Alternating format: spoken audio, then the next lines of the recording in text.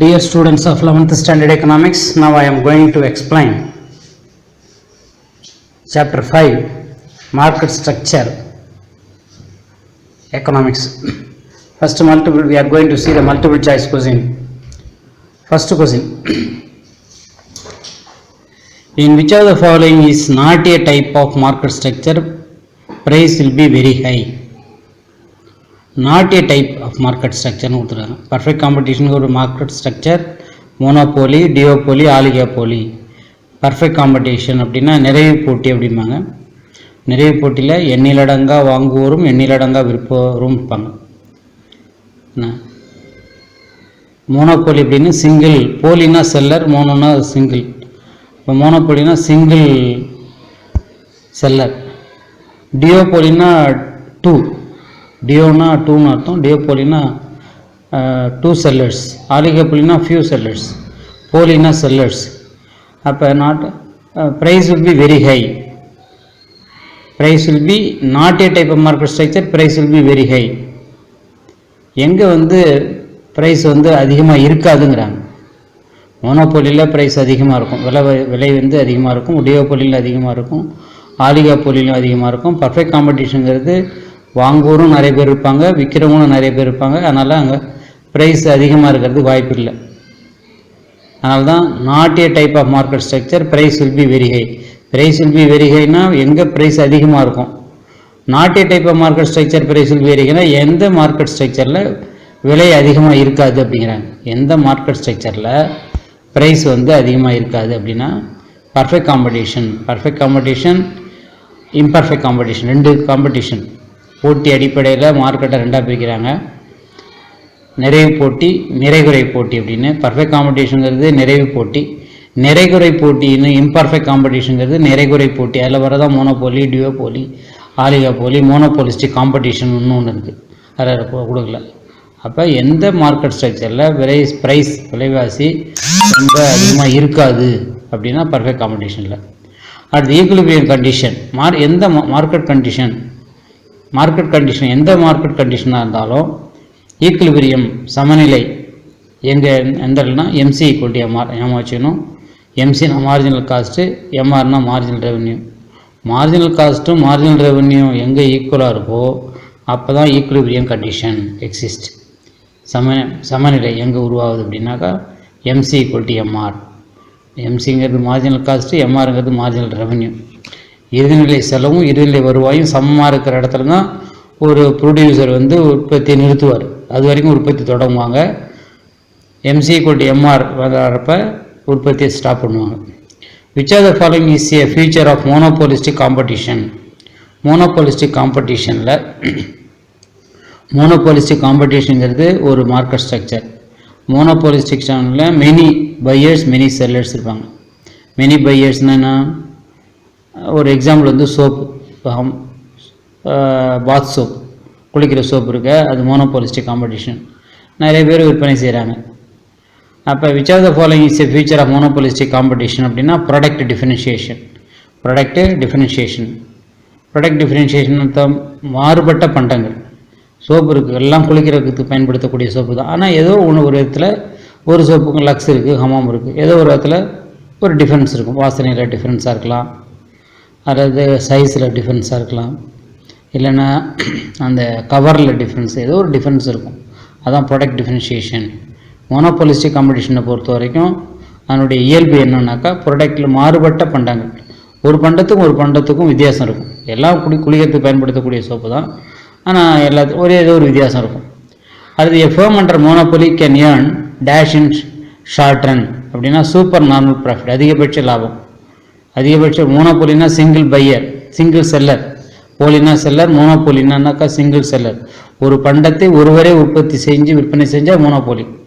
அப்படிக்குள்ள அவருக்கு ஷார்ட் ரன்னில் என்ன கிடைக்குன்னா super normal, அதிகபட்ச லாபத்தை அடைவார். ஏன்னா அவர் மட்டும்தான் விற்பனையாளர்.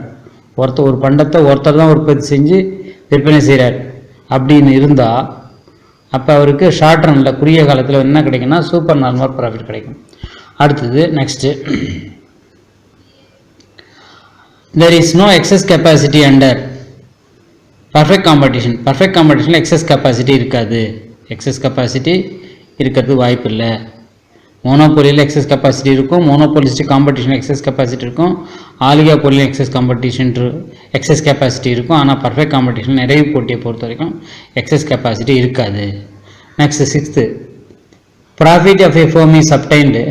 Profit of a firm is obtained when, எப்போ ஒரு ஃபேர்முக்கு ஒரு நிறுவனத்துக்கு ப்ராஃபிட் கிடைக்கும்னா டிஆர் கிரேட்டர் தென் டிசி. டிஆர்னா total revenue greater than total cost. Total ரெவென்யூனா மொத்த வருவாய், டோட்டல் காஸ்ட்னா மொத்த செலவு. மொத்த வருவாய் அதிகமாக இருக்கணும், மொத்த செலவு கம்மியாக இருக்கணும். அப்போ மொத்த செலவை விட மொத்த வருவாய் அதிகமாக இருந்தால் லாபம், அது தெரிஞ்ச விஷயம்தான். TR greater than TC. Another name of price is, ப்ரைஸுக்கு அனதர் நேம் ஆஃப் ப்ரைஸுக்கு இன்னொரு பேர் என்ன, ஆவரேஜ் ரெவென்யூ. சராசரி வருவாய் தான் விலை, ப்ரைஸ்னால் விலை. ஆவரேஜ் ரெவென்யூனாலும் ப்ரைஸ்னாலும் ஒன்று தான். ஆவரேஜ் ரெவென்யூனா சராசரி வருவாய். ஒரு விற்பனையாளர் ஒரு விற்பனையாளர் இருக்கார், சராசரி வருவாய்ங்கிறது என்ன, ப்ரைஸ். அந்த பண்டத்தினுடைய விலை தான் சராசரி வருவாய். அடுத்து next 8th one, which type of market AR and MR are equal. எந்த மார்க்கெட் ஸ்ட்ரக்சரில், எந்த மார்க்கெட்டில், அதாவது மார்க்கெட்னா என்ன, பர்ஃபெக்ட் காம்படிஷனுங்கிறது ஒரு மார்க்கெட், மோனோபோலிங்கிறது மார்க்கெட், டியோபோலி, ஆலிகாபோலி, அடுத்தது பர்ஃபெக்ட் காம்படிஷன் அப்படின்ட்டு பார்க்குறோம். இதெல்லாம் மார்க்கெட் ஸ்ட்ரக்சர். எதில் வந்து ஏஆரும் எம்ஆரும் ஈக்குவலாக இருக்கும், ஆவரேஜ் ரெவென்யூயும் மார்ஜினல் ரெவென்யூ ஈக்குவலாக இருக்கும் அப்படின்னா பர்ஃபெக்ட் காம்படிஷனில். நிறைய போட்டியை பொறுத்த வரைக்கும் ஏஆர் அப்படின்னு படிக்க போகிறோம் 5 மார்க் கொஸ்டினில். ஏஆர் கர்வும் எம்ஆர் கர்வும் ஒன்றா இருக்கும். அப்போ ஏஆரும் எம்ஆரும் எங்கே ஒன்றா இருக்குன்னாக்கா எந்த மார்க்கெட்லன்னா பர்ஃபெக்ட் காம்படிஷன். பர்ஃபெக்ட் காம்படிஷனுங்கிறது ஒரு நிறைவு போட்டி. அது என்ன நிறைவு போட்டி எக்ஸாம்பிள் வந்து நெல் உற்பத்தி ஒரு ஓரளவுக்கு எக்ஸாம்பிளாக எடுத்துக்கலாம். காய்கறி உற்பத்தி ஒரு பர்ஃபெக்ட் காம்படிஷன் எக்ஸாம்பிள். ஏன்னா நெல் வந்து நிறைய பேர் உற்பத்தி, கோதுமை வச்சுக்கலாம் பர்ஃபெக்ட் காம்படிஷன் ஒரு எக்ஸாம்பிள். கோதுமை உற்பத்தி நிறைய பேர் கோதுமை உற்பத்தி பண்ணுறாங்க, நிறைய பேர் வாங்குறாங்க. அதுமாரி நிறைய எண்ணிலடங்காக வாங்குவோரும் எண்ணிலடங்காக விற்போரும் இருந்தால் அது பர்ஃபெக்ட் காம்படிஷன். அப்போ வந்து அங்கே ஏஆரும் எம்ஆரும் ஒன்றா இருக்கும். அடுத்து மோனோபோலியை பொறுத்த வரைக்கும் MR curve lies below. MR curve வந்து லைஸ் பிலோ ஏஆர் கர்வுக்கும் கீழே இருக்கும். ஏஆர் கர்வ் மேலே இருக்கும், எம்ஆர் கர்வ் அதுக்கு லெஃப்டில் இருக்கும். அதை MR curve lies below AR. அங்கே பர்ஃபெக்ட் காம்படிஷனில் ஏஆர் கர்வும் எம்ஆர் கர்வும் ஒன்றா இருக்கும், அதனால ஈக்குவல்னு பார்க்குறோம். ஆனால் மோனோபோலியை பொறுத்த வரைக்கும்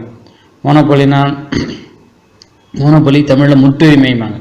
முற்றுரிமைனா மோனோபோலின்னு அர்த்தம் ஒரு பண்டத்தை ஒருவரே உற்பத்தி செய்து விற்பனை செய்தால் அது முற்றுரிமை. அப்படி இருந்தால் ஏஆர் கர்வுக்கும் ஏஆர் கர்வ் மேலே இருக்கும், கீழே அதுக்கு லெஃப்ட் ஹேண்ட் சைடில் எம்ஆர் கர்வ் இருக்கும். Perfect competition assumes homogeneous goods. Perfect காம்படிஷனாலேயே ஒத்த பண்டங்கள், ஒரே மாதிரியான பண்டம் வேறுபாடு இருக்காது. இப்போ நம்ம பார்த்தோம் ஹெட்ரோஜினியஸ், இதில் பார்த்தோம் பர்ஃபெக்ட் காம்படிஷனில் பார்க்குறோம். சோப்பை எடுத்துக்கிட்டோம், அதில் மோனோபோலிஸ்டிக் காம்படிஷன் அது. அதில் பார்த்தீங்கன்னா ஒரு சோப்புக்கும் இன்னொரு சோப்புக்கும் வித்தியாசம் இருக்கும். ஆனால் பர்ஃபெக்ட் காம்படிஷனை பொறுத்தவரைக்கும் எல்லாம் ஒரே கோதுமைன்னு செய்யும், எல்லாம் கிட்டத்தட்ட ஒரே அளவுக்கு கோதுமை, ஒரே மாதிரியான பண்டங்கள்லாம், பண்டத்தில் வேறுபாடு இருக்காது. அதான் homogeneous goods. Next 11th question. Group equilibrium is analysed. Monopolistic காம்படிஷனில் குரூப் ஈக்குலிபிரியம் குரூப்பாக சேர்ந்து பண்டங்களை ஒரு group equilibrium is analysed in monopolistic competition example bath soap, குளியல் சோப்புக்கு ஒரு எக்ஸாம்பிள் மோனோபோலிஸ்டிக் காம்படிஷன். பேஸ்ட் கூட வச்சுக்கலாம். மோனோபோலிஸ்டிக் காம்படிஷன் ஒரு 50 பேர் இருப்பாங்க. ஒரு விற்பனையாளர் வந்து ஒரு 50 பேர் 100 பேர் கூட இருக்கலாம். மோனோபோலிஸ்டிக் காம்படிஷனில் ஒரு 100 பேர் ஒரு பண்டத்தை உற்பத்தி செஞ்சு அது மோனோபோலிஸ்டிக் காம்படிஷன். அங்கே குரூப் ஈக்குலிபிரியம் இருக்கும். அடுத்து மோனோபோலிஸ்டிக் காம்படிஷன்ல இங்கே சோப்பு உற்பத்தி ஞாபகம் வச்சுக்கலாம். The essential feature is selling காஸ்ட்னா விற்பனை செலவுங்கிறது என்னென்னா அட்வர்டைஸ்மெண்ட் காஸ்ட்டுங்கிறது ஒரு பண்டத்தை விற்பனை செய்யறதுக்காக ஆகக்கூடிய செலவு தான் செல்லிங் காஸ்ட். ஒரு பண்டத்தை மக்கள்கிட்ட போய் சேர்க்கறதுக்கு செய்யக்கூடிய அட்வர்டைஸ்மெண்ட் காஸ்ட்டு தான் செல்லிங் காஸ்ட்டும்பாங்க. அப்போ மோனோபோலிஸ்டிக் காம்படிஷனில் தான் நிறைய செல்லிங் காஸ்ட், அட்வர்டைஸ்மெண்ட்டாக நிறைய செலவு பண்ணுவோம். பேஸ்ட் எடுத்துக்கோ, பெப்சோடன்ட்டு, கோல்கேட் பேஸ்ட் நிறையா அட்வர்டைஸ்மெண்ட் செலவு பண்ணுவோம். அதுமாதிரி சோப்பு எடுத்துக்கோ, ஹமாம் சோப்பு, சிந்தால் சோப்பு அப்படின்னு நிறைய விற்பனை அட்வர்டைஸ்மெண்ட் வருது இல்லை, அதான் செல்லிங் காஸ்ட். ஒரு பண்டத்தை விற்பனை செய்கிறதுக்கு ஆகக்கூடிய செலவு, விற்பனைக்காக செய்யக்கூடிய செலவு அதிகமாக ஒரு பண்டத்தை விற்பனை செய்யறதுக்காக ஆகக்கூடிய செலவு தான் நம்ம செல்லிங் காஸ்ட்டுங்கிறோம். அடுத்து monopolistic competition is a form of imperfect competition. Monopolistic காம்படிஷனுங்கிறது ஒரு இம்பர்ஃபெக்ட் காம்படிஷன். ஆலிகாபோலியும் இம்பர்ஃபெக்ட் காம்படிஷன் தான், டியோபோலியும் இம்பர்ஃபெக்ட் காம்படிஷன் தான், மோனோபோலியும் இம்பர்ஃபெக்ட் காம்படிஷன் தான். Perfect competition, imperfect competition. Perfect காம்படிஷனில் டிவிஷன் கிடையாது. இம்பர்ஃபெக்ட் காம்படிஷனில் வர்றது தான் மோனோபோலி, ஆலிகோபோலி, டியோபோலிலாம். அப்போ மோனோபோலிஸ்டிக் காம்படிஷனுங்கிறது இம்பர்ஃபெக்ட் காம்படிஷனில் ஒரு டைப்பு. அடுத்து price leadership is the attribute of oligopoly. ஆலிகோபோலியில் ப்ரைஸ் லீடர்ஷிப் இருக்கும். ஆலிகோபோலிக்கு ஒரு எக்ஸாம்பிளாக சிமெண்ட் உற்பத்தி எடுத்துக்கலாம். ஃபியூ செல்லர்ஸ், ஆலிகோபோலின்னு அர்த்தம் ஃபியூ செல்லர்ஸ் இருந்தால் அது ஆலிகோபோலி. ஒரு பண்டத்தை சில பேர், ஒரு 5 பேர் 4 பேர் உற்பத்தி செஞ்சு விற்பனை செஞ்சால் அது வந்து ஆலிகோபோலி. அப்போ ப்ரைஸ் லீடர்ஷிப் இருக்கும். யாராவது ஒருத்தவங்க தான் ப்ரைஸை தீர்மானிப்பாங்க. ஒரு சிமெண்ட் கம்பெனி மொத்தம் ஒரு 5 கம்பெனி தான் இருக்குது அப்படின்னா இந்தியாவில், அந்த 5 கம்பெனியில் ஒருத்தர் தான் சிமெண்ட்டினுடைய விலையை தீர்மானிப்பார். அதை பேஸ் பண்ணி அவர் 10 ரூபா ஏற்றினா மற்றவங்க 10 ரூபா ஏற்றிடுவாங்க. ஒருத்தர் 10 ரூபா குறைச்சனா மற்றவங்க 10 ரூபா குறைப்பாங்க. அப்போ ப்ரைஸ் லீடர்ஷிப், யாராவது ஒருத்தாங்க ப்ரைஸ் லீடர்ஷிப்பாக இருப்பாங்க. பின்னால் நம்ம ஆலிகோபோலினுடைய ஃபீச்சர்ஸ் பார்க்க போகிறோம். அதில் ப்ரைஸ் லீடர்ஷிப் வரும். அப்போ oligopoly is the price leadership is the ஆட்ரிபியூட்னா குவாலிட்டி, அதாவது ஃபீச்சர், இயல்பு, ஃபீச்சர் ஆஃப் ஆலிகோபோலி. ஆலிகோபோலினுடைய ஃபீச்சர் இயல்பு என்னன்னா ப்ரைஸ் லீடர்ஷிப் இருக்கும். அடுத்து ப்ரைஸ் டிஸ்கிரிமினேஷன் அப்படின்னா அர்த்தம், ஒரு பண்டத்தை வெவ்வேறு விலையில் வெவ்வேறு ஆளுக்கு விற்கிறதுக்கு பேர் தான் ப்ரைஸ் டிஸ்கிரிமினேஷன். ப்ரைஸு டிஸ்கிரிமினேஷனுங்கிறது அது வந்து will be always lead to price discrimination, increase in output. அதனால் அவுட்புட் இன்க்ரீஸ் ஆகுது, இன்க்ரீஸ் இன் ப்ராஃபிட் இன்க்ரீஸ் ஆகுது. டிஃப்ரெண்ட் ப்ரைஸஸ் வெவ்வேறு விலை விற்கிறாங்க அப்படின்னா அதில் B and C both are correct. Increase profit. Price டிஸ்கிரிமினேஷனால் ஒரு பண்டத்தை ஒருத்தருக்கு ஒரு விலைக்கு இன்னொருத்தட்ட ஒரு விலைக்கு விற்கிறது பேர் தான் ப்ரைஸ் டிஸ்கிரிமினேஷன். விலை பாகுபாடு. ப்ரைஸ் டிஸ்கிரிமினேஷன் அர்த்தம் விலை பாகுபாடு அர்த்தம் ஒருத்தட்ட ஒரு பண்டத்தை ஒரு விலைக்கு விற்கிறது, இன்னொருத்தவங்களுக்கு இன்னொரு விலைக்கு விற்கிறது. அதுக்கு பேர் தான் இப்போ தேட்டருக்கு போகிறோம், ஒரு first class ticket, second class ticket இருக்குது. ட்ரெயினுக்கு போகிறோம், first class ticket, second class ticket இருக்குது. அதுமாரி எலக்ட்ரிசிட்டி பில்லு பார்ப்போம், வீட்டு சர்வீஸுக்கு ஒரு ரேட்டு, கடை சர்வீஸுக்கு ஒரு ரேட்டு வாங்குவாங்க, இண்டஸ்ட்ரிக்கு ஒரு ரேட்டு, கோயிலுக்குன்னா ஒரு ரேட்டு வாங்குவாங்க. அதுதான் ப்ரைஸ் டிஸ்கிரிமினேஷன். ஒரு பண்டத்தை ஒரே பண்டத்தை வெவ்வேறு நபருக்கு வெவ்வேறு விலையில் விற்றா அதுக்கு பேர் ப்ரைஸ் டிஸ்கிரிமினேஷன். அதனால் இதனால் என்ன ஆகுதுன்னா ப்ராஃபிட் இன்க்ரீஸ் ஆகுது, டிஃப்ரெண்ட் ப்ரைஸஸ் வெவ்வேறு விலை. அப்போ ரெண்டும் எதில் வருதுனாக்கா ப்ரைஸ் டிஸ்கிரிமினேஷனில் உருவாகுது. அடுத்து average revenue curve. Average revenue curve monopolistic competition will be relatively elastic. Average revenue curve எப்படி இருக்கும்? மோனோபோலிஸ்டிக் காம்படிஷனில் ஆவரேஜ் ரெவென்யூ கர்வ் எப்படி இருக்குன்னா ரிலேட்டிவ்லி எலாஸ்டிக், கொஞ்சம் நீண்ட கொஞ்சம் தள்ளி இப்படி நீட்டமாக வரும். அதாவது பர்ஃபெக்ட்லி இன்எலாஸ்டிக் அப்படின்னா ஹரிசாண்டலாக இருக்கும். எக்ஸாக்சிஸ்க்கு இப்போ ஹரிசாண்டலாக இருந்தால் பர்ஃபெக்ட்லி இன்எலாஸ்ட்னா செங்குத்து கூட இருக்கும், வெர்டிக்கலாக இருக்கும். பர்ஃபெக்ட்லி எலாஸ்டிக்னா ஹரிசாண்டலாக இருக்கும்.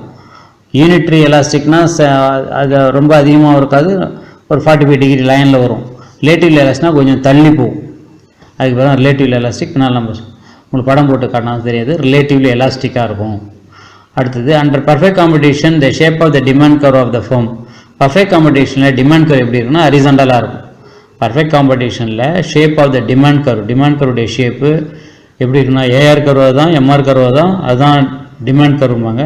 ஹரிசாண்டலாக இருக்குது, எக்ஸாக்ஸுக்கு ஹரிசாண்டலாக இருக்கும். அடுத்தது in which market does absence of competition prevails. எங்கே காம்படிஷன் கிடையாதுன்னா மோனோபோலி. ஏன்னா மோனோபோலிங்கிறது மோனோனா சிங்கிள், போலினா செல்லர், இருக்கிறது ஒரு செல்லர் தான், அங்கே போட்டி இருக்காது. அப்போ ஆப்சன்ஸ் ஆஃப் காம்படிஷன் ஆப்சன்ஸ்னால் இருக்கும் போட்டி இருக்காது. போட்டி இருக்காத அமைப்பு இது மோனோபோலியில் போட்டியே இருக்காது.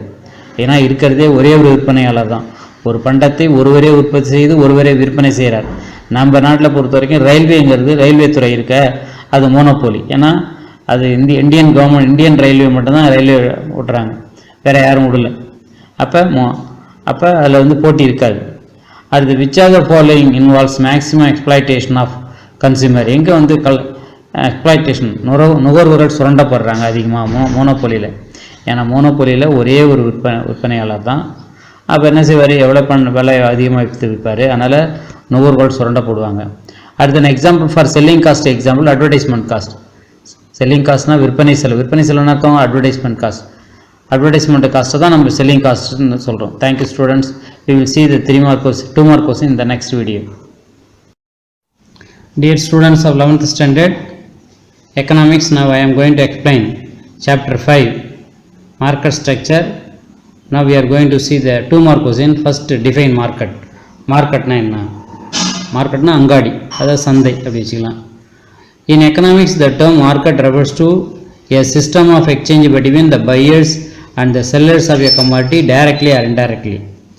பையர்ஸும் செல்லர்ஸும் வாங்குறவங்களும் விற்கிறவங்களும் டைரெக்டாகவோ நேரடியாகவோ அல்லது மறைமுகமாகவோ, அதான் மறைமுகமாக முகவர்கள் மூலமாக ஏஜெண்ட் மூலமாகவோ தொடர்பு கொள்கிற ஒரு அமைப்புக்கு பேர் தான் market. In economics the term market refers to a system of exchange between buyers and sellers. பையர்ஸும் செல்லர்ஸும் ஒரு எக்ஸ்சேஞ்ச் நடக்குது.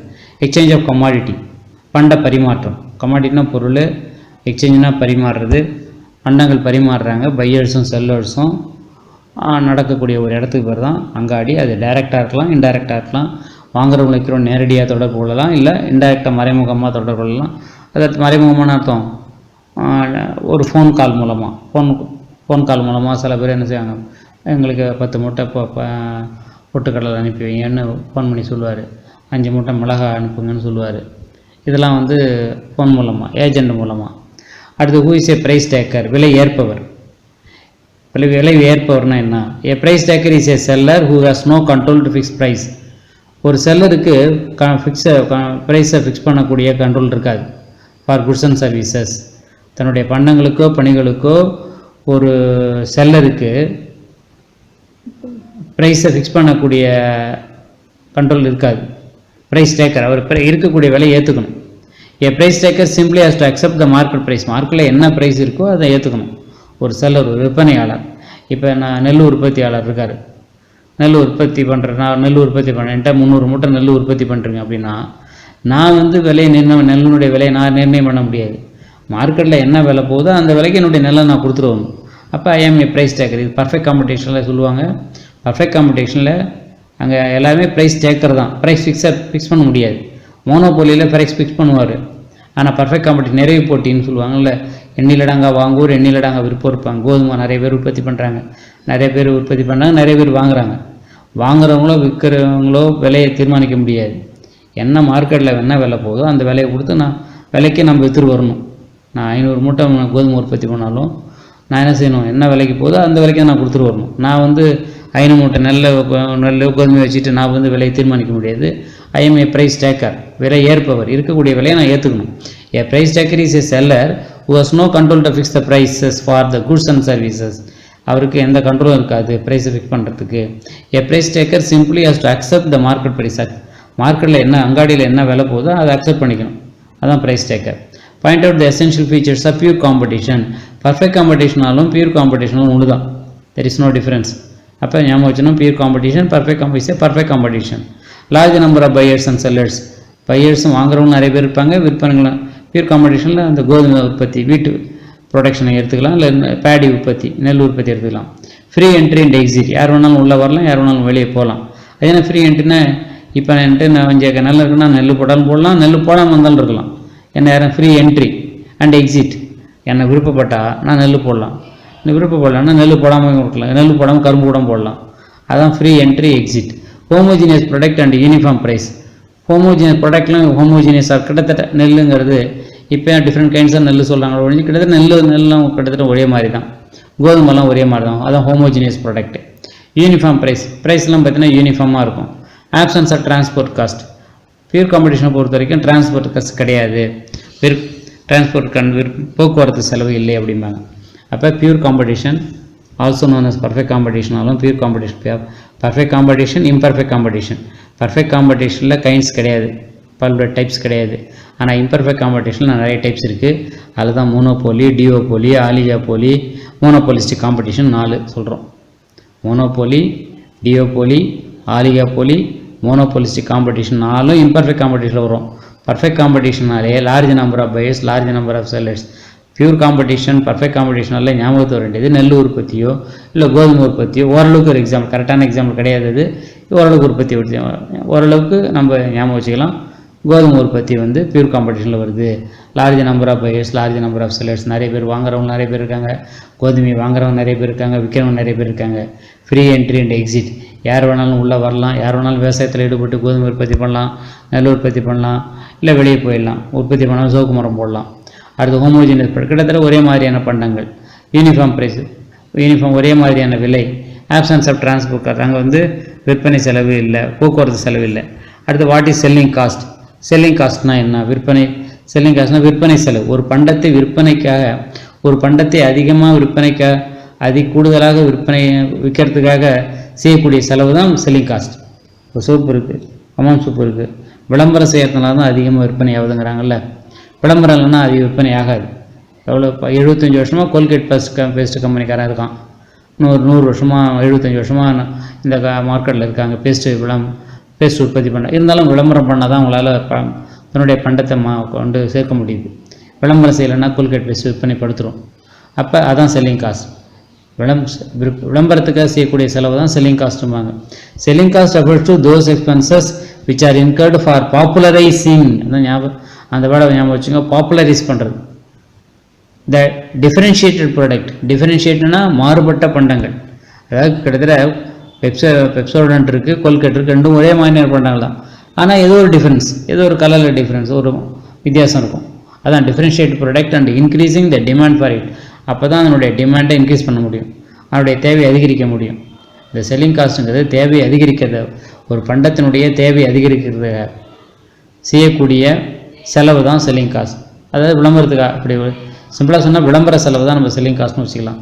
Selling cost refers to those expenses, செலவு which are incurred for popularizing, ஒரு பண்டத்தை பாப்புலரைஸ் பண்ணுறதுக்கு, அதாவது புகழ்மிக்கதாக்கிறதுக்கு, மார்க்கெட்டில் விளம்பரப்படுத்துறதுக்காக, ஃபார் டிஃபரன்ஷியேட்டட் ப்ராடக்ட், அது ஒரு மாறுபட்ட பண்டத்தை பாப்புலரைஸ் பண்ணுறதுக்காக செய்யக்கூடிய செலவை தான் செல்லிங் காசுங்கிறோம். அதனால் என்ன ஆகுதுன்னா, increasing the demand for it, அதனுடைய டிமாண்ட் இன்க்ரீஸ் ஆகுது.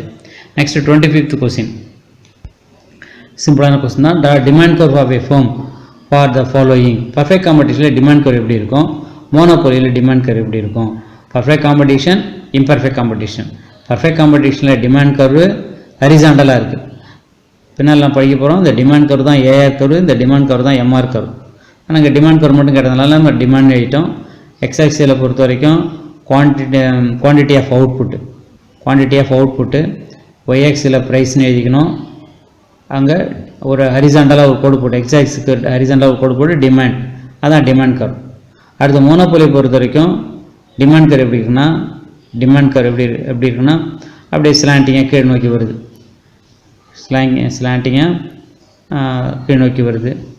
டவுன்வர்ட் ஸ்லோப்பிங் சொல்லுவாங்க, டவுன்வர்ட் ஸ்லோப்பிங்கில் வருது மோனோபோலியில். இது வந்து இதான் ஏஆர் கர்வ், டிமாண்ட் கர்வ் தான் ஏஆர் கர்வ். இல்லை நம்ம கேட்கறதுனால கொடுக்குறதில்ல, ஆக்சுவலாக டிமாண்ட் கர்வ் தான் ஏஆர் கர்வ். இந்த டிமாண்ட் கர்வுக்கு லெஃப்ட் ஹேண்ட் சைடில் இதே மாதிரி ஷேப்பில் வரும், அது எம்ஆர் கர்வ் ஒன்று வரும் மோனோபோலியில். நமக்கு தேவையில்லை, இப்போ தேவையில்லை, டிமாண்ட் கர்வ் இதான் மோனோபோலியில், இதான் டிமாண்ட் கர்வ், இதான் ஏஆர் கர்வ். இதில் ஹரிசாண்டலாக இருக்குது, இதை கீழ்நோக்கி போகிற மாதிரி போட்டுக்கணும். அடுத்தது we need 2 types of price discrimination, விலை பாகுபாடு. ஏற்கனவே பார்த்தோம், ஒன்னோட கொஸ்டினில் படிக்கும்போது விலை பாகுபாடு, ஒவ்வொருத்தங்களும் ஒரு விலைக்கு விற்கிறது பேர் தான் ப்ரைஸ் டிஸ்கிரிமினேஷன், விலை பாகுபாடு பார்க்குறது. Personal geographical, personal price discrimination அப்படின்னு எழுதிக்கலாம். பர்சனல் ப்ரைஸ் டிஸ்கிரிமினேஷன் 2 டைப்ஸ் பார்த்தீங்கன்னாக்கா, personal price discrimination, geographical price discrimination. அது என்ன பர்சனல் ப்ரைஸ் டிஸ்கிரிமினேஷனா, different prices are charge for different இண்டிவிஜுவலுக்கு டிஃப்ரெண்ட் ப்ரைஸ் சார்ஜ் பண்ணுறது பேர் தான் personal price discrimination. Example railway ticket வந்து ஒரே ட்ரெயின் தான், மதுரையிலேருந்து சென்னைக்கு ட்ரெயின் போகுது, அதே ட்ரெயினில் தான் எல்லோரும் போய் இறங்குறாங்க. ஆனால் ஃபஸ்ட் கிளாஸுக்கு ஒரு டிக்கெட்டு, செகண்ட் கிளாஸுக்கு ஒரு டிக்கெட்டுன்னு வச்சுருக்காங்க. முதல்ல தேர்ட் கிளாஸ் வந்து இப்போ தேர்ட் கிளாஸில் ஃபஸ்ட் கிளாஸு செகண்ட் கிளாஸு. அப்போ first class ticket second class டிக்கெட்டை விட ஃபஸ்ட் கிளாஸ் டிக்கெட்டு அப்படியே டபுள் சார்ஜாக இருக்கும். அப்போ different prices charge for different individuals, இதுதான் பர்சனல் ப்ரைஸ் டிஸ்கிரிமினேஷனுங்கிறோம். அடுத்து ஜியாகிரபிக்கல் ப்ரைஸ் டிஸ்கிரிமினேஷன் பார்த்தீங்கன்னா, different price are charged at different places for the same product. ஒரு ப்ராடக்ட்டுக்கு ஒரு இடத்துல ஒரு விலையும் இன்னொரு இடத்துல ஒரு விலையும் விற்பாங்க. Same book sold in different countries at different price, ஒரே புக்கு தான், ஒரு நாட்டில் இன்னொரு விலையாக இருக்கும், இன்னொரு நாட்டில் இன்னொரு விலையாக இருக்கும். ஒரு டீ பவுடர் பார்த்தீங்கன்னா, புரூக் டீ அப்படிம்பாங்க. நம்ம நாட்டில் ஒரே விலையாக இருக்கும், வெளிநாட்டில் ஒரு விலையாக இருக்கும். அப்போ ஒரே ப்ராடக்ட் தான், ஒரு ஊரில் ஒரு விலை, இன்னொரு ஊரில் இன்னொரு விலை அப்படி இருக்கும். இப்போ இந்த ஆயில் பாக்கெட்டில் கூட பார்த்தீங்கன்னாக்கா தமிழ்நாட்டில் இந்த விலை இருக்கும், ஆந்திராவில் வேறு ஒரு விலையாக இருக்கும், அப்படி கூட சொல்லுவாங்க. அதான் geographical price discrimination. Different price are charge different places. வெவ்வேறு இடத்துல வெவ்வேறு விலை விற்கிறதுக்கு பேர் தான் ஜாகிரபிக்கல் ப்ரைஸ் டிஸ்கிரிமினேஷன். அடுத்து எக்ஸஸ் கெப்பாசிட்டி. ஏற்கனவே பார்த்தோம் excess capacity. A monopolistic firm producers. மோனோபோலின்னா என்ன அர்த்தம்? Single seller. ஏமாச்சு, ஒரு பண்டத்தை ஒருவரே உற்பத்தி செய்து ஒருவரே விற்பனை செய்தால் அது மோனோபோலி. ஒரு மோனோபோலிஸ்டிக் ஃபேம், ஒரு முற்றுரிமை பெற்ற நிறுவனம், அது முற்றுரிமை, தமிழில் வந்து மோனோபோலினா முற்றுரிமைன்னு பேர். ஒரு முற்றுரிமை நிறுவனம் ப்ரொடியூசர்ஸ் டெலிபரேட்லி, தெரிஞ்சே, deliberately output, produces deliberately output which is less than optimum output, that is the output corresponding to the minimum average cost. அவங்க என்ன செய்வாங்கனாக்கா output, that is the output corresponding to the minimum average cost. A monopolistic firm produces deliberately output which is less than the optimum output. அவங்களால optimum அதிகபட்ச output produce பண்ணாமல் வேணுன்னே குறைவாக உற்பத்தி பண்ணி அதிக விலை விற்பாங்க. அவங்களால உற்பத்தி பண்ண முடியும், அது கூடுதலாக உற்பத்தி பண்ண 100 மூட்டை உற்பத்தி பண்ண முடியும். ஆனால் 50 மூட்டை உற்பத்தி பண்ணிவிட்டு ஏன் 50 மூட்டை உற்பத்தி பண்ணுறாங்க? அப்போ தான் விலை அதிகமாக வைக்க முடியும். ஒரே ஒரு சிமெண்ட் கம்பெனி தான் இருக்குது. ஃபார் எக்ஸாம்பிளுக்கு ஒரே ஒரு இப்போ சிமெண்ட் கம்பெனி இல்லை, நிறைய கம்பெனி இருக்குது. ஃபார் எக்ஸாம்பிள் ஒரே ஒரு கோரமண்டல் சிமெண்ட் மட்டும் தான் இருக்குது அப்படின்னா என்ன செய்வாங்க? அவங்க வேணுன்னே உற்பத்தியை குறைச்சி உற்பத்தியாக 100 டன் உற்பத்தி பண்ணுற இடத்துல 50 டன் தான் உற்பத்தி பண்ணுவாங்க. 300 ரூபா விற்கக்கூடிய சிமெண்ட்டை 500 ரூபான்னு விற்பாங்க வேணுன்னே. அதுக்கு பேர் தான் excess capacity. The monopolistic firm produces deliberately output which is less than the optimum output, that is the output corresponding to the minimum average cost. Next we will see the 3 mark question in the next video. Thank you students.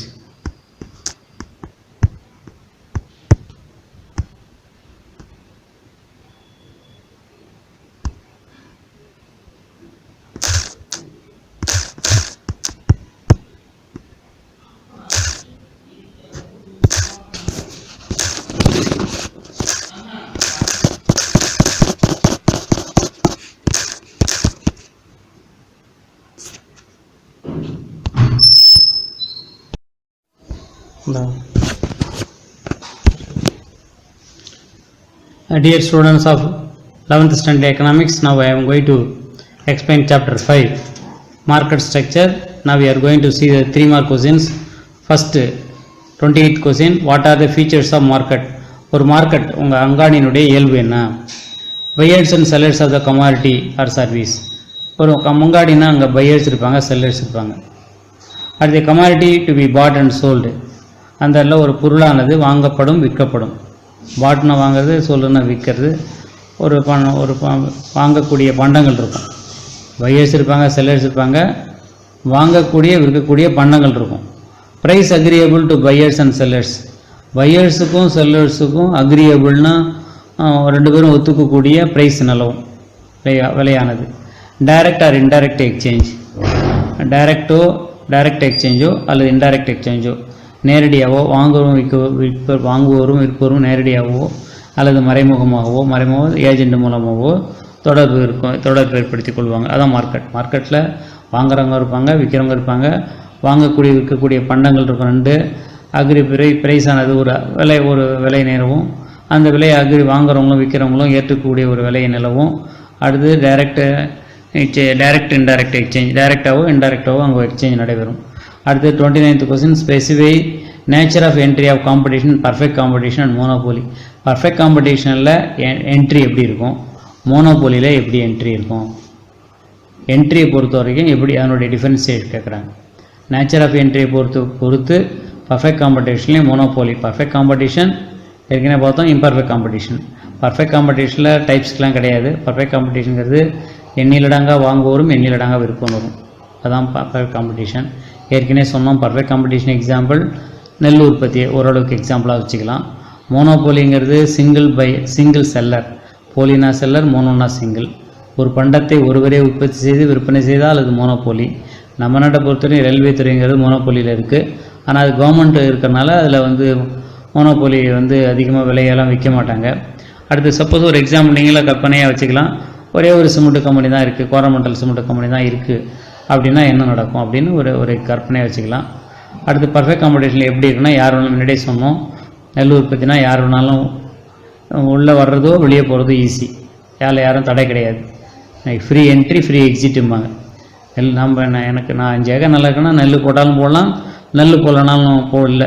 என்னை வந்து யாரும் பக்கத்து வீட்டுக்காரங்களோ பக்கத்து கொலைக்காரனோ இல்லை கவர்மெண்ட்டோ என்னை வந்து ஏன் நெல் போடலன்னு கேட்க முடியாது. அப்போ என்ட்ரி நம்ம நெல் போட்டாலும் என்னுடைய விருப்பம் தான், நெல் போடாமல் நான் கரும்பு போட்டாலோ சவுக்கு போட்டாலோ என்னுடைய விருப்பம் தான். அப்போ பர்ஃபெக்ட் காம்படிஷனை பொறுத்த வரைக்கும் ஃப்ரீ என்ட்ரி அண்ட் எக்ஸிட். அடுத்தது இங்கே என்ன மோனோபோலி என்ன சொல்லணும்னா, there is strict barrier for entry of new firms. அங்கே ஸ்ட்ரிக்ட் பேரியர்னால் தடைகள் நிறையா இருக்கும். இப்போ ரயில்வே கவர்மெண்ட்டு விட்டுருக்காங்க, தனியார் துறையில் வந்து ஒரு தனியார் நிறுவனம் வந்து ட்ரெயின் விட முடியாது. ஏன்னா நிறைய நேச்சுரல் பேரியர் இருக்கும், நிறைய இயற்கை தடைகள்லாம் நிறைய இருக்கும். இயற்கை தடைகள் வந்து நிறையா இருக்கும். என்ன தடைகள்னால், இப்போ ஆறு குறுக்கால பாலம் கட்டணும், அதில் இப்போ எப்படி போகிறது? பொதுமக்கள் கவர்மெண்ட் இடத்த வந்து கவர்மெண்ட் யூஸ் பண்ணலாம். ஒரு தனியார் நிறுவனம் போய் ரயில்வே தொடங்க முடியாது, ரயில்வே ட்ராக் போட முடியாது. அப்போ ஸ்ட்ரிக்ட் பேரியர் ஃபார் என்ட்ரி, அங்கே பெரிய பேரியர் இருக்குது, தடைகள் இருக்குது. என்ட்ரி ஆஃப் நியூ ஃபார்ம்ஸ் உள்ளே வர்றதுக்கு நிறைய தடைகள் இருக்கும். இங்கே என்ன சொல்கிறாங்கன்னா, it is possible for very efficient producer producing the product at very low cost to earn supernormal profit. Attracted by such a profit, new firms can enter into the industry. புதிய நிறுவனங்கள் உள்ளே வரலாம். நிறைய லாபம் இருக்கிற மாதிரி இருந்தால் நிறைய பேர் உள்ளே வருவாங்க. நெல் போட்டால் நிறைய லாபம் கிடைக்குன்னா நிறைய பேர் நெல் போயிடுவாங்க. நெல் போட்டால் நஷ்டம் வர மாதிரி இருந்தால் நிறைய பேர் வெளியே போயிடுவாங்க. அதான் ஃப்ரீ, ஒரே லைனில் சொன்னால் ஃப்ரீ என்ட்ரி அண்ட் எக்ஸிஸ்ட் இருக்கும். யார் வேணாலும் உள்ளே வரலாம், யார் வேணாலும் வெளியே போகலாம். ஆனால் மோனோபோலியில் ஸ்ட்ரிக்ட் பேரியர் தடைகள் இருக்குது அப்படிங்கிறது. அடுத்து describe the degrees of price discrimination. விலை பாகுபாடு ஏற்கனவே பார்த்தோம், விலை பாகுபாடுன்னு பார்த்தோம். ப்ரைஸ் டிஸ்கிரிமினேஷனில் personal price discrimination, geographical price discrimination பார்த்தோம். இங்கே ப்ரைஸ் டிஸ்கிரிமினேஷன் என்னென்ன டிகிரி இருக்குது, first degree, second degree, third டிகிரின்னு பார்க்குறோம். ACPQ அப்படிங்கிற எக்கனாமிக்ஸ் தான் சொல்லியிருக்காரு. According to ACPQ there are 3 degrees of price discrimination. First degree price discrimination, second degree price discrimination, third degree price discrimination. First degree-னா monopoly என்ன செய்வார்னா, மோனோபோலினா ஒரு single seller charges maximum prices that a buyer is willing to pay. Example ஆக்ஷன்னா ஏல நிறுவனம் ஏலம் விடுற மாதிரி. மோனோபோலி என்ன செய்யணும், maximum price the willing to pay, ஒரு அதிகபட்ச விலையை தீர்மானிப்பார். மோனோபோலி சார்ஜஸ் மேக்ஸிமம் ப்ரைஸ், எவ்வளோ அதிகபட்ச விலை ஒரு பண்டத்துக்கு நிர்ணயிக்க முடியுமோ. ஏன்னா அவர் மட்டும் தான் ஒரே விற்பனையாளர், ஒருத்தர் தான் ஒரு பண்டத்தை விற்பனை செய்து அவர் மட்டும் தான் விற்பனை செய்கிறாரு. அதனால் அவர் அதிகபட்ச விலையை விற்பார். எவ்வளோ தூரம் வாங்க முடியுமோ, எவ்வளோ தூரம் அது பண்டத்துக்கு விலை விற்க முடியுமோ அந்த விலை விற்பார், அதிகபட்ச விலைக்கு விற்பார். Monopoly charges maximum price that a buyer is willing to pay. Example auctions. அடுத்து செகண்ட் டிகிரி ப்ரைஸ் டிஸ்கிரிமினேஷன், ஆக்ஷன்னா ஏலம்னு அர்த்தம். செகண்ட் டிகிரி ப்ரைஸ் டிஸ்கிரிமினேஷனில் அண்டர் திஸ் டிகிரி, இந்த டிகிரியில் என்ன ஆச்சுன்னா, buyers are charged prices in such a way that a part of their consumer surplus is taken away by the seller. Consumer surplus, consumer நுகர்வோர் உபரி ஏற்கனவே பார்த்துருக்கோம் நம்ம. நுகர்வோர் உபரி, கன்சூமர் சர்ப்ளஸ்னால் என்னன்னாக்கா, ஒரு பண்டத்தை வாங்க போகிறவர் நுகர்வோர் உபரி. ஒரு பண்டத்தை ஒருத்தர் ஒரு கடையில் ஒரு கொடையை விசாரிக்கிறார், 60 ரூபா சொல்கிறாங்க.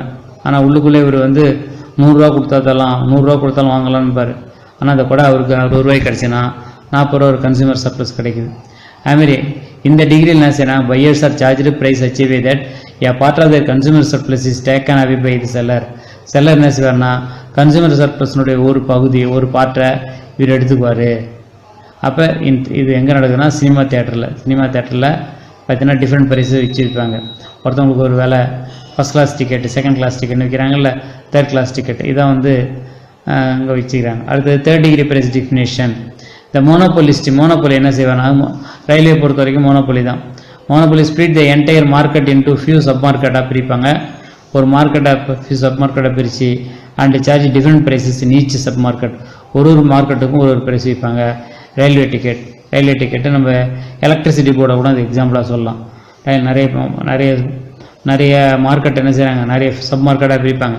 வீட்டு சர்வீஸுன்னு ஒன்று, கடை சர்வீஸுக்குன்னு ஒன்று, இண்டஸ்ட்ரிக்கு ஒன்று, டெம்பிள்ஸ் கோயிலுக்கெல்லாம் ஒன்று, ஸ்கூலுக்கெல்லாம் ஒன்று அப்படின்னு ஒரு ஒன்றுக்கும் ஒரு ரேட்டு ஃபிக்ஸ் பண்ணுவோம். ஒரு யூனிட்டுக்கு இவ்வளோ ஒன்று.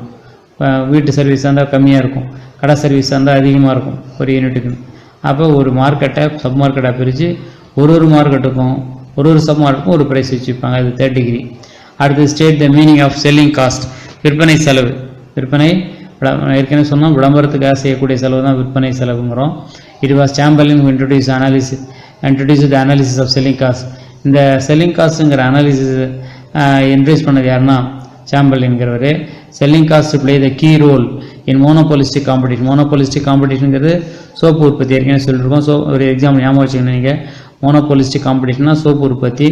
செல்லிங் பிளே கீ ரோல் வந்து selling cost plays the key role in monopolistic competition முக்கிய பங்கு வகிக்குது இந்த விற்பனை செலவுங்கிறது. த ஃபர்ம் ஹவ் டு கம்பீட்னா போட்டி போடுறது. டு ப்ரொமோட் தயர் சேல், தன்னுடைய சேலை ப்ரொமோட் பண்ணுறதுக்கு. By spending on advertisement and பப்ளிசிட்டிக்காகவும் அட்வர்டைஸ்மெண்ட்டுக்காகவும் பப்ளிசிட்டி ஆட்ஸ். பப்ளிக்கில் ஆட் வைக்கிறது. பெரிய பெரிய விளம்பர போர்டெலாம் வைக்கிறாங்களா, அதான் publicity ads. To the demand of the product. அப்போ தான் அந்த ப்ராடக்ட்டுக்கு டிமாண்ட் அதிகரிக்கும். அதுக்காக செய்யக்கூடிய செலவு தான் selling cost. In selling cost we include salaries of sales person. இதுக்குள்ள என்ன ஆகுனா சேல்ஸ் பர்சன் இருப்பாங்க, அவங்களுடைய salary. Allowances to retailers to display the product extra. ரீட்டைலர்ஸுக்கு அவங்க அலவன்ஸ் கொடுப்பாங்க. ரீட்டைலர்ஸுக்கு அலவன்ஸ் கொடுப்பாங்க. சில பார்த்தீங்கன்னா சில பொருள்லாம் முன்னாடி கடைக்காரங்கள்ட்ட சொல்லி எல்லாம் கொட்டி முன்னாடி தொங்க விடுங்கம்பாங்க. அதுக்காக அந்த ரீட்டைலர்ஸ் கடைக்காரங்களுக்கு ஏதாவது வந்து ஒரு கிஃப்ட் மாரி ஏதாவது கொடுப்பாங்க, அலவன்ஸ் கொடுப்பாங்க. டு ரீட்டைலர், சின்ன சின்ன கடைகளுக்கெல்லாம் சில அலவன்ஸ் கொடுத்து ரீட்டைலர் தான் பொருளை கொண்டு விற்பனைக்கு கொண்டு கன்சூமர்கிட்ட பொருளை கொண்டு சேர்க்குறவங்க. ஆனால் ரீட்டைலர்ஸ் சில அலவன்ஸ்லாம் கொடுப்பாங்க டிஸ்பிளே பண்ணி வைக்கிறவங்களுக்கு. The product besides advertisement. இதெல்லாம் வந்து செல்லிங் அட்வர்டைஸ்மெண்ட்டுக்காக செலவு பண்ணுறது. சேல்ஸ் பர்சனுக்கு விற்பனை பிரதிநிதிகளுக்கு செய்யக்கூடிய செலவு. ரீட்டைலர்ஸுக்கு கொடுக்கக்கூடிய அலவன்ஸ்லாம் இந்த செல்லிங் காஸ்ட்டில் வருது. Next mention the similarities between perfect competition and monopolistic competition. Perfect காம்படிஷனுக்கும் மோனோபாலிஸ்டிக் காம்படிஷனுக்கும் உள்ள சிமிலாரிட்டிஸ், ஒற்றுமைகள் என்ன? பர்ஃபெக்ட் காம்படிஷன் அப்படின்னு ஞாபகம் வச்சுனால என்ன ஞாபகம் வச்சணும்? நெல் உற்பத்தி ஞாபகம் வச்சணும். மோனோபாலிஸ்டிக் காம்படிஷன் என்ன? ஒரு எக்ஸாம்பிள் சோப்பு உற்பத்தி. Soap different kinds of soap இருக்குல்ல, அதான் மோனோபாலிஸ்டிக் காம்படிஷன். ஒரு 50 பேர் இருப்பாங்க, 50 பேர் சோப்பு கம்பெனி இருக்குது. அப்போ சிமிலாரிட்டிஸ் பேர் நம்பர் ஆஃப் ப்ரொடியூசரை பொறுத்த வரைக்கும் இன்யூமரபிள். பர்ஃபெக்ட் காம்படிஷன் இன்யூமரபிள், அளவிட எண்ணிலடங்காத. இன்யூமரபிள் அர்த்தம் எண்ணிலடங்கா வாங்குவோரும் விற்போரும் இருப்பாங்க, ப்ரொடியூசர் இருப்பாங்க, செல்லர் இருப்பாங்க, நிறைய பேர் விற்பனையாளர் இருப்பாங்க. மோனோபாலிஸ்டிக் காம்படிஷன் பொறுத்த வரைக்கும் நிறைய பேர் இருப்பாங்க. இன்யூமரபிள் இது லார்ஜ்னா நிறைய பேர், ஒரு 50 பேர். இன்யூமரபிள்னா எண்ணிலடங்காத பேர், லட்சக்கணக்கான பேர். லார்ஜ்னா ஒரு 100 பேர் அதுமாரி. அடுத்து என்ட்ரி அண்ட் ஃப்ரீ என்ட்ரி. யார் வேணாலும் உள்ள வரலாம், யார் வேணாலும் வெளியே போகலாம். ஃப்ரீ ரெண்டு இடத்துலையுமே பர்ஃபெக்ட் காம்படிஷன்லையும் ஃப்ரீ என்ட்ரி அண்ட் எக்ஸிட் தான். Entry exit. எக்ஸிட்னா என்ட்ரினா உள்ளே வர்றது, எக்ஸிட்னா வெளியே போகிறது. ஃப்ரீ என்ட்ரி ஃப்ரீ எக்ஸிட் ரெண்டு இடத்துலையுமே. அடுத்து ப்ராஃபிட்டை பொறுத்த வரைக்கும் abnormal profit in short run, normal profit in long run. குறுகிய காலத்தில் அப்நார்மல் ப்ராஃபிட் கிடைக்கும், லாங் ரனில் நார்மல் ப்ராஃபிட் தான் கிடைக்கும். இங்கே மோனோபாலிஸ்டிக் காம்படிஷனில் abnormal profit in short run, இங்கேயும் abnormal profit in short run, normal profit in long ரனில் நீண்ட காலத்தில் நார்மல் ப்ராஃபிட் தான் கிடைக்கும். அடுத்து குவான்டிட்டி பொறுத்த வரைக்கும் வெரி லார்ஜ். பர்ஃபெக்ட் காம்படிஷனில் வெரி லார்ஜ் குவான்டிட்டி, நிறைய பேர் நெல் உற்பத்தி பண்ணுறாங்க, அப்போ வெரி லார்ஜ். அடுத்து மோனோபாலிஸ்டிக் காம்படிஷன் சப்ஸ்டன்ஷியல், ஓரளவுக்கு அதிகமாக தான் இருக்கும். நான் எல்லாரும் பாத் சோப் தயார் பண்ணுறாங்கன்னா அப்போ லட்சக்கணக்கான சோப்பு உற்பத்தி ஆகும். அப்போ இங்கே சப்ஸ்டான்ஷியல், வெரி லார்ஜ், சப்ஸ்டான்ஷியல், கிட்டத்தட்ட இன்யூமரபிள், லார்ஜ். மற்ற பாயிண்ட்லாம் ஃப்ரீ தான், ஃப்ரீ என்ட்ரி எக்ஸிட் தான். அப்நார்மல் ப்ராஃபிட் இந்த long short run, abnormal profit இந்த ஷார்ட் ரன், நார்மல் ப்ராஃபிட் இந்த லாங் ரன், நார்மல் ப்ராஃபிட் இந்த லாங் ரன். இங்கே வெரி லார்ஜ், சப்ஸ்டான்ஷியல், அங்கே இன்யூமரபிள், லார்ஜ்னு வரும். அடுத்து differentiate between firm and industry. Firm and industry. 33 question. 33 question. We will see the 33 question in the next video. Thank you, student. Dear students, now we are going to see the chapter 5. Now we are going to see the 3 mark question, 33 question. Already we have seen the 32 question. Now we are going to see the 33 question. What is the difference between firm and industry? Firm na ஒரு நிறுவனம், industry na தொழிற்சாலை. ஃபேமுக்கும் தொழில் இண்டஸ்ட்ரிக்கு என்ன difference அப்படின்னு meaning a firm refers to a single production unit. ஃபர்ம்னா என்னன்னாக்கா ஒரு சிங்கிள் ஒரு தனிப்பட்ட ஒரு நிறுவனத்தை தான் ஃபர்முங்கிறோம். Industry refers to a group of firms. ஒரே ஒரு ஃபர்மும் தான் ஒரே ஒரு நிறுவனம், பல நிறுவனங்களை உள்ளடக்கிய தான் இண்டஸ்ட்ரி, வேற ஒன்றும் இல்லை. ஒரு தனிப்பட்ட நிறுவனம் பல நிறுவனங்களை உள்ளடக்கிய தான் ஒரு இண்டஸ்ட்ரி. ப்ரொடக்ஷன் ஆஃப் ஒரு producing large or small quantum of a commodity or service. Producing large or small quantum of a commodity. நிறைய கொஞ்சமாகவோ நிறைய உற்பத்தி பண்ணுறாங்க. Producing the same product or service in an economy. Same product தான் உற்பத்தி. இண்டஸ்ட்ரின்னு அர்த்தம் same ப்ராடக்டை உற்பத்தி பண்ணுறாங்க. எ சிங்கிள் சிமெண்ட் ஃபார்ம், ஒரு தனிப்பட்ட ஒரு சிங்கிள் சிமெண்ட் ஃபார்ம் வந்து எக்ஸாம்பிளாக சொல்லலாம் ஃபேமுக்கு. இப்போ சிமெண்ட்டுக்குன்னா கோரமண்டல் சிமெண்ட்டுங்கிறது ஒரு ஃபேமுக்கு இண்டஸ்ட்ரி ஃபார்ம். சிமெண்ட் இண்டஸ்ட்ரி எல்லா சிமெண்ட் இண்டஸ்ட்ரியும் ஒட்டுமொத்தமாக சேர்த்தா அது சிமெண்ட் இண்டஸ்ட்ரி, சிமெண்ட் தொழில். எல்லாம் ஒரே ஒரு சிமெண்ட் தொழிற்சாலை இருக்குது. கோரமண்டல் நிறைய சிமெண்ட் தொழிற்சாலை இருக்குது. அதில் ஒரே ஒரு சிமெண்ட் தொழிற்சாலை எடுத்துக்கிட்டாக்கா அது வந்து ஒரு ஃபார்ம். கோரமண்டல் சிமெண்ட்டுங்கிறது ஒரு ஃபார்ம். ஒட்டுமொத்த சிமெண்ட் தொழிற்சாலை எல்லாத்தையும் இந்தியாவில் எத்தனை சிமெண்ட் தொழிற்சாலைகள் எல்லாத்தையும் ஒட்டுமொத்தமாக சேர்த்தா அது சிமெண்ட் இண்டஸ்ட்ரி. அது குரூப் ஆஃப் ஃபார்ம்ஸ், வேற ஒன்றும் இல்லை. ஒரு சிங்கிள் ஒரு தனிப்பட்ட நிறுவனம் ஃபார்ம். ஒரே தொழிலை செய்யக்கூடிய பல்வேறு நிறுவனங்களை பல நிறுவனங்களை உள்ளடக்கிய இண்டஸ்ட்ரி. பல நிறுவனங்களை பல ஃபார்ம்ஸை உள்ளடக்கி. Dear students of 11th standard economics, we are seeing chapter 5 market structure. Now we have seen the 3-mark question. Now we are going to see the 5-mark question. First 35 question, bring out the features of perfect competition. Perfect competition உடைய இயல்புகள் என்ன? Very important question. Perfect competitionக்கு perfect competition, imperfect competition ரெண்டு competition. Perfect competitionங்கிறது நிறைவு போட்டி. அந்த நிறைவு போட்டியினுடைய இயல்புகள் என்ன அப்படிங்கிறாங்க. நிறைவு போட்டிக்கு நம்ம என்ன சொன்னோம்? நெல் உற்பத்தி இல்லை கோதுமை உற்பத்தியை ஒரு எக்ஸாம் நீங்கள் மனசில் வச்சுக்கணும். Perfect competition market is a type of market in which the number of buyers and sellers is very large. Number of buyers-உம் number of sellers-உம் நிறைய பேர் இருப்பாங்க. ஏற்கனவே பார்த்தோம் innumerable பார்த்தோம். All are engaged in buying and selling homogeneous product. ஒரே மாதிரியான பண்டங்களை வாங்குவாங்க விற்பாங்க. நெல்லாம் கிட்டத்தட்ட ஒரே மாதிரியான நெல்லுன்னு ஞாபகம் வச்சுங்க. இந்த யூனிஃபார்ம் ப்ரைஸ் விலை வந்து யூனிஃபார்மாக இருக்கும். நான் எப்படி யூனிஃபார்ம் போட்டு வரமோ யூனிஃபார்ம்னா மாறாத விலை, எல்லா விலையும் ஒரே மாதிரியாக இருக்கும். விலையில் மாற்றங்கள் இருக்காது. நெல் ஒரு மூட்டை நெல் 1500 எல்லா இடத்துலையும் 1500. ஒரு கோதுமை ஒரு மூட்டை 2000 எல்லா இடத்துலையும் 2000 தான். அதான் யூனிஃபார்ம் ப்ரைஸுங்கிறது. First large number of buyers and sellers. The term large number of sellers implies that the share in each individual seller is very very small quantum of product. ஒரு செல்லருடைய ஷேருங்கிறது கொஞ்சம் ரொம்ப குறைவு. மொத்தம் இந்தியாவில் எவ்வளோ நெல் உற்பத்தி கோதுமை உற்பத்தி ஆகுது, நெல் உற்பத்தி ஆகுதுன்னு வச்சுக்கோ. ஒரு 5000 டன்னு 5 லட்சம் டன் உற்பத்தி ஆகும். அதில் நான் ஒரு 10 மூட்டை உற்பத்தி பண்ணுறது என்னுடைய ஷேர் ரொம்ப ரொம்ப கம்மி.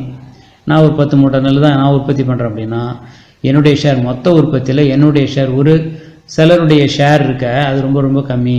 The term large number of sellers implies that share of each individual. ஒரு இண்டிவிஜுவலுடைய ஷேர், ஒரு இண்டிவிஜுவல் வந்து மார்க்கெட்டுக்கு கொண்டு போகக்கூடிய ஷேர் இருக்க அது ரொம்ப நெல் இருக்க அது ரொம்ப ரொம்ப கம்மி. Very very small quantum of the product, homogeneous product. All the units of the product are identical, ஒரே மாதிரியாக இருக்கும். That is same size, shape, colour, quality extra எல்லாத்துலேயும் ஒரே மாதிரி இருக்கும். ஒரு நிறைய போட்டு உற்பத்தி ஆகக்கூடிய பண்டங்கள்லாம் அவனுடைய சைஸு, ஷேப்பு, கலரு, குவாலிட்டிலாம் ஒரே மாதிரி இருக்கும். தேர்ஃபோர் யூனிஃபார்ம் ப்ரைஸ் ப்ரிவேல் இந்த மாதிரி இருக்கிறனால ப்ரைஸும் யூனிஃபார்மாக தான் இருக்கும். Free entry exit, free entry உள்ளே வர்றது வெளியே போகிறது ஃப்ரீயாக இருக்கும். Efficient producer producing the product at very low cost to earn super normal profit. திறமையானவங்க என்ன செய்வாங்கனாக்கா சூப்பர் நார்மல் ப்ராஃபிட்டை ஏர்ன் பண்ணுவாங்க, அதிகபட்ச லாபத்தை அடைவாங்க. Attracted by such profit new firms enter into the industry. அதனால் நிறைய பேர் லாபம் சம்பாதிக்கிறத நிறைய பேர் உள்ளே வருவாங்க. அடுத்து ஆப்ஷன்ஸ் ஆஃப் டிரான்ஸ்போர்ட், அதுமாரி நஷ்டம் வர மாதிரி இருந்தால் நிறைய பேர் வெளியே போவாங்க. அது புல்லுலங்க லாபம் வர மாதிரி இருந்தால் நிறைய பேர் உள்ளே வருவாங்க. ஆப்ஷன்ஸ் ஆஃப் டிரான்ஸ்போர்ட் கார், நிறைய போட்டியை பொறுத்த வரைக்கும் பர்ஃபெக்ட் காம்படிஷன் பொறுத்த வரைக்கும் டிரான்ஸ்போர்ட் காஸ்ட்டு கிடையாது. The prevalence of the uniform price, எங்கே பார்த்தாலும் யூனிஃபார்ம் ப்ரைஸ் இருக்கிறதுனால ஒரே மாதிரியான ஒரே மாதிரியான விலை இருக்கிறதுனால the absence of transport cost, இங்கே வந்து டிரான்ஸ்போர்ட் காஸ்ட்டு கிடையாது, போக்குவரத்து செலவு இல்லை. perfect knowledge of the market. All buyers and sellers have thorough knowledge, thorough knowledge of the quality of the product, prevailing prices, etc. எல்லாருக்கும் பையர்ஸுக்கும் தெரியும், செல்லர்ஸும் தெரியும் என்ன விலை போகுது, தன்னுடைய ப்ராடக்ட் மார்க்கெட்டில் என்ன விலை போகுதுங்கிறது வாங்குறவங்களும் தெரியும், விற்கிறவங்களும் தெரியும். அதனால் வாங்குறவங்களும் அதிக விலை கொடுத்து வாங்க மாட்டாங்க, விற்கிறவங்களும் அதிக விலைக்கு விற்க முடியாது. அடுத்தது பர்ஃபெக்ட் நாலேஜ். அடுத்தது நோ கவர்மெண்ட் இன்டர்வென்ஷன், அரசாங்கத்தினுடைய தலையீடு இருக்காது. இது முக்கியமான point. There is no government regulation on supply of raw material. Raw material பொறுத்த வரைக்கும் கவர்மெண்ட்ஸ் ரெகுலேஷன் கிடையாது, கவர்மெண்ட்டினுடைய ரெகுலேஷன் எது இருக்காது. And determination of price etcetera, government இந்த விலைக்கு தான் விற்கணும், விலை தீர்மானத்தில் கவர்மெண்ட் எதுவும் தலையிடாது அப்படிங்கிறாங்க. கவர்மெண்ட் இன்டர்வென்ஷன் இருக்காது, அரசாங்க தலையீடு இருக்காது. அடுத்து how price and output determination under perfect competition. Perfect காம்படிஷனில் எப்படி ப்ரைஸ் விலை வெளியீடு தீர்மானிக்கப்படுகிறது. இப்போ பர்ஃபெக்ட் காம்படிஷன் பார்த்தோம், அதனுடைய இயல்புகள் பார்க்குறோம். அந்த பர்ஃபெக்ட் காம்படிஷனில் விலை எப்படி தீர்மானிக்கப்படுகிறது அப்படிங்கிறோம். மீனிங் ஆஃப் பர்ஃபெக்ட், திரும்ப மீனிங் பார்க்குறோம். Perfect competition is market. Perfect competition market is the type of market in which the number of buyers and sellers is very large. All are engaged in buying and selling a homogeneous product at uniform price. ஜென்ரலாக meaning கொடுத்துட்டோம். அடுத்து important features, அதனுடைய features வந்து ஹெட்டிங்கில் சொல்லுவோம். Large number of buyers sellers, free entry exit, homogeneous product and uniform price, absence of transport cost, என்ன point அந்த பாயிண்ட்லேருந்து சேர்த்துக்கலாம். நீங்கள் perfect knowledge of market, no government intervention சேர்த்துக்கலாம். அடுத்து price and output determination. Perfect competition எப்படின்னா அந்த படத்தை மட்டும் நல்லா பார்த்துங்க. ஃபஸ்ட்டு பாருங்கள் எப்படி படம் போட்டிருக்காங்கன்னு பாருங்கள். ஃபஸ்ட்டு வந்து ஃபார்ம் 1, ஃபார்ம் 2 அதில் கொடுத்துருக்காங்க. அதில் வந்து ஏசி கர்வு, எம்சி கர்வு கொடுத்துருக்காங்க. அந்த படம் கரெக்டாக போட்டுடணும். அங்கே வந்து அப்நார்மல் ப்ராஃபிட், இங்கே வந்து ஃபஸ்ட்டு படத்தில் அப்நார்மல் ப்ராஃபிட்டு, செகண்ட் படத்தில் லாஸ் கொடுத்துருக்காங்க. மூணாவதில் வந்து no profit no loss. Long ரனில் வந்து நோ ப்ராஃபிட் நோ லாஸ், அதான் அப்படி கொடுத்து எல்ஏசின்னு கொடுத்துருக்காங்க, எல்எம்சின்னு கொடுத்துருக்காங்க. Long run average cost curve, long run எல்எம்சினா லாங் ரன் மார்ஜினல் காஸ்ட் கர்வ்னு அர்த்தம். ஃபஸ்ட்டு படம் வந்து அப்நார்மல் ப்ராஃபிட்னு அர்த்தம். செகண்ட் படத்தில் லாஸ் வரதுக்கும் வாய்ப்பு இருக்குது. பர்ஃபெக்ட் காம்படிஷனை பொறுத்த வரைக்கும் லாஸ் வரதுக்கும் வாய்ப்பு இருக்குது.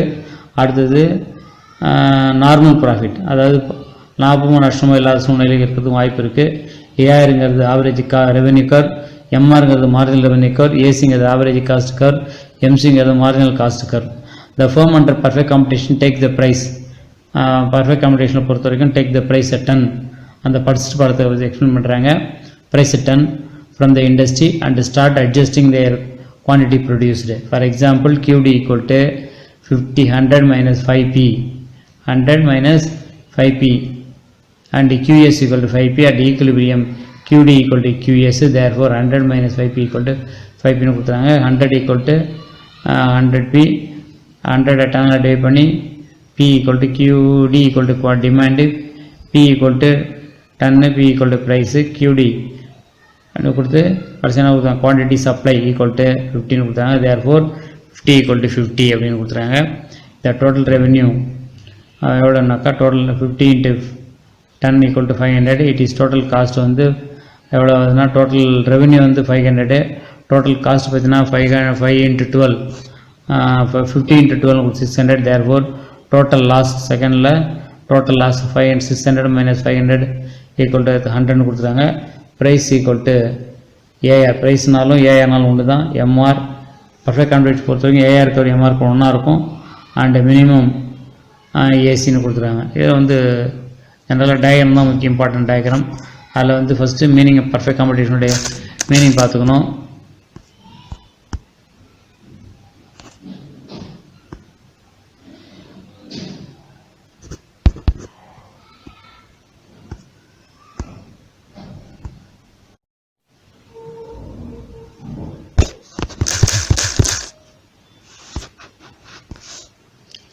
Next describe the features of oligopoly. Oligopoly அப்படின்னா ஃபியூ செல்லர்ஸ்னு அர்த்தம். எக்ஸாம்பிள் வந்து சிமெண்ட்டுக்கு இண்டஸ்ட்ரி வந்து ஆலிகாபோலி எக்ஸாம்பிள் சொல்லலாம். ஒரு கொஞ்சம் குறைவான பேர், ஒரு 5 பேரோ 6 பேரோ ஒரு பண்டத்தை உற்பத்தி செஞ்சு விற்பனை செஞ்சால் அது பேர் ஆலிகாபோலி. ஆலிகானா ஆலிகோனா ஃபியூன்னு அர்த்தம், ஃபியூ செல்லர்ஸ்னு அர்த்தம். Few large firms, very few big firms. கொஞ்சம் ஃபர்ம்ஸ்லாம் நிறுவனங்கள் கொஞ்சம் நிறுவனம் தான் இருக்கும், ஆனால் ஒன்று பெரிய நிறுவனமாக இருக்கும். very few இருக்கும் ஆனால் big firms own the major control of the whole market by producing major portion of the market demand. Interdependence among firms ஒன்றுக்கும் தொடர்பு இருக்கும், ஒரு நிறுவனத்துக்கும் இன்னொரு நிறுவனத்துக்கும் தொடர்பு இருக்கும், ஒரு சிமெண்ட் கம்பெனிக்காரனுக்கும் இன்னொரு சிமெண்ட் கம்பெனிக்கும் தொடர்பு இருக்கும். The price and quality decision of the particular firm are dependent on the price and the quality decision of the rival firms. rivalனா போட்டி நிறுவனம். Group behavior, the firms and oligopoly realize the importance of mutual cooperation. ஒன்று கோஆப்ரேஷனாக இருப்பாங்க, ஒன்றுக்கு ஒன்று mutual cooperation இருக்கும், அவங்களுக்குள்ள ஒரு கூட்டுறவாக செயல்படுவாங்க. Advertisement cost, oligopoly could raise the sales either by advertising or improving the quality of the product. Advertisement மூலமாகவோ quality improve பண்ணியோ தன்னுடைய விற்பனையை அதிகப்படுத்துவாங்க. Nature of the product, perfect oligopoly means homogeneous product. Perfect oligopoly இருக்கும் அப்படின்றா ப்ராடக்ட்லாம் ஹோமோஜினியஸாக இருக்கும். And imperfect ஆலிகாபோலினா ஹெட்ரோஜினியஸாக, ப்ராடக்ட்லாம் ஹெட்ரோஜினியஸாக இருக்கும், மாறுபட்ட பண்டங்களாக இருக்கும். ப்ரைஸ் ரிஜிடிட்டி இருக்கும். ஆலிகோபோலிஸ்டிக் firms do not change their price due to fear of rival reaction. போட்டியாளருடைய ரியாக்ஷனால அவங்க என்ன செய்வாங்க, firms do not change the price, விலையை மாற்ற மாட்டாங்க, அடிக்கடி விலையை மாற்றிட்டு இருக்க மாட்டாங்க. அடுத்து illustrate the feature price and output determination under monopoly. எப்படி price and output determination, AR curve இருக்கு, MR curve இருக்கு, AC curve இருக்கு, MC curve இருக்கு. ஆவரேஜ் ரெவன்யூ கர், ஏஆர்னா ஆவரேஜ் ரெவன்யூ கர், எம்ஆர்னா மார்ஜின் ரெவன்யூ கர், ஏசினா ஆவரேஜ் காஸ்ட் கர், எம்சினா marginal cost curve. மோனோபோலினா சிங்கிள் செல்லர்னு அர்த்தம். Is a market structure characterized by single seller selling the unique product. யூனிக்னா ஒரு தனித்துவமான ஒரு ப்ராடக்ட் விற்பனை செய்வார். With restriction for new firms to enter in the market. வேறு எந்த ஃபார்மும் உள்ளே நுழைய முடியாது. ஃபீச்சர்ஸ் ஆஃப் மோனோபோலி பார்த்தீங்கன்னா there is single producer seller பாருங்கள். The product of the monopolistic is யூனிக்காக இருக்கும், தனித்துவமாக இருக்கும். as no close substitute இருக்காது. there is strict barrier for entry of new firms. வேறு எந்த ஃபர்மும் நிறுவனம் உள்ள நுழைய முடியாது. the monopolist is a price maker. இவர் ப்ரைஸ் டேக்கர் கிடையாது, இவர் தான் ப்ரைஸ் மேக்கர், இவர் தான் தன்னுடைய பண்டத்துக்கான விலையை தீர்மானிக்கிறாரு. Price and output determination and மோனோபோலியில் எப்படி price and output determination. the diagram shows that MC cut MR at E. MC curve MR curve cut பண்ணுது ஈங்கிற இடத்துல. பாருங்கள் படத்தில் பாருங்கள், எம்சி கர்வ் டாட் லைன் இருக்குல்ல, அதான் எம்சி கர்வு. எம்ஆர் கர்வ் கீழே உள்ள லைன் எம்ஆர் கர்வு ஈங்கிற பாயிண்டில் கட் பண்ணுறாங்க. இப்போ ஈக்குலிபிரியம் வந்துடல, ஓஎம்ங்கிறது ஈக்குலிபிரியம் அவுட்புட்டு, கீழே உள்ளது எக்ஸாக்சில் அவுட்புட்டு. அடுத்து பார்த்தா தெரியும். At OM the price charges is OP. அந்த ஓஎம்ங்கிறல ப்ரைஸ் எவ்வளோனா OP. We find this by extending the EM. அந்த இஎம்ங்கிற லைனை எக்ஸ்டெண்ட் பண்ணால் கிடைக்கும். டிலீட் டச்சஸ் ஏஆர் கர்வை ஏஆர் கர்வை போய் தொடணும். இஎம்ங்கிற அந்த கோட்டை போய் ஏஆர் கர்வை தொடணும். ஏஆர் கர்வ்னால டிமாண்ட் கர்வ்னால ஒன்று தான். Also to OM. அந்த ஓஎம்மில் the cost per unit is MS ஞாபகம் வச்சணும். அதில் அடுத்த டயக்ரத்தை பார்த்தா தெரியும். அட் ஓஎம்மில் காஸ்ட் பர் யூனிட் எம்எஸ்ன்னு இருக்கு பாருங்கள். அது வந்து காஸ்ட் பர் யூனிட். எம்எஸ்ங்கிறது காஸ்ட் பர் யூனிட்.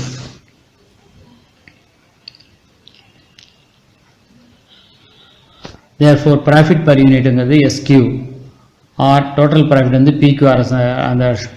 அந்த PQRSங்கிறது PQRS அப்படிங்கிறது product of the firm. so total product equal to average revenue minus average cost. average revenue இருந்து average cost கழிக்கணும் into total output all multiply பண்ணால் கிடைக்கும். அடுத்தது explain price and output determination and monopolistic competition. monopolistic competitionனா soap உற்பத்தி ஞாபகம் வச்சுக்கணும். ஒரு 50 பேர் கூட இருப்பாங்க, 100 பேர் கூட இருப்பாங்க. ஒன்று டிஃபரன்ஷியேட்டட் ப்ராடக்ட், ஒரு மாறுபட்ட பண்டங்கள். ஏதோ ஒரு இடத்துல ஒரு பண்டத்துக்கும் ஒரு சோப்புக்கும் இன்னொரு சோப்புக்கும் வித்தியாசம் இருக்கும். Monopolistic competition market situation where there are many firms. நிறைய நிறுவனங்கள் இருக்கும். செல்லிங் த டிஃபரன்ஷியேட்டட் ப்ராடக்ட், மாறுபட்ட பண்டத்தை விற்பாங்க. ஒரே பண்டம் தான், ஆனால் ஏதோ ஒரு வித்தியாசம் இருக்கும்.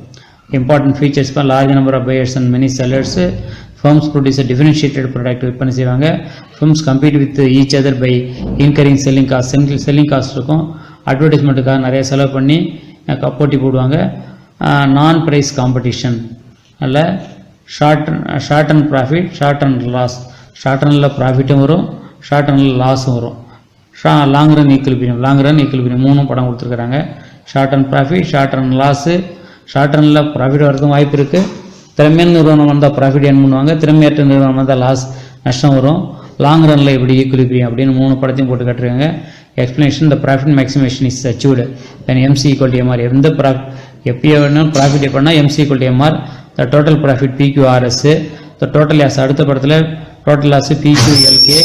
இந்த long run AR curve is more எலாஸ்டிக்னா தூரமாக வருது பாருங்க, அதான் எலாஸ்டிக்ங்கிறது. அட் ஈங்கிற பாயிண்டில் AR equal to AC, MC equal to MR, it means the firms earns normal profit. அப்படின்னா என்ன அர்த்தம்னா லாங் ரனில் ஃபர்ம்ஸ் வந்து நார்மல் ப்ராஃபிட் தான் கிடைக்கும், அதிக லாபம் கிடைக்காது, குறைவான லாபம் கிடைக்காது, நார்மல் ப்ராஃபிட் கிடைக்கும். ஏஆர் இஸ் டேன்ஜென்ட், அந்த ஏஆர் கர்வ் வந்து டேன்ஜென்டாக to the long run average cost curve, LACக்கு டேன்ஜென்டாக இருக்குது. கர்வ் அட் த பாயிண்ட் கியூவில், அந்த தேர்ட் படத்தில் பார்த்தீங்கன்னாக்கா கர்வ் கியூங்கிற பாயிண்டில் டேன்ஜென்டாக இருக்குது. Thank you students. So for you seen the first all the 5th சாப்டரில் completed the chapter 5. Go through my videos and read the question answer. Be thorough with the question answer. Write home test based on this topic. Thank you, student.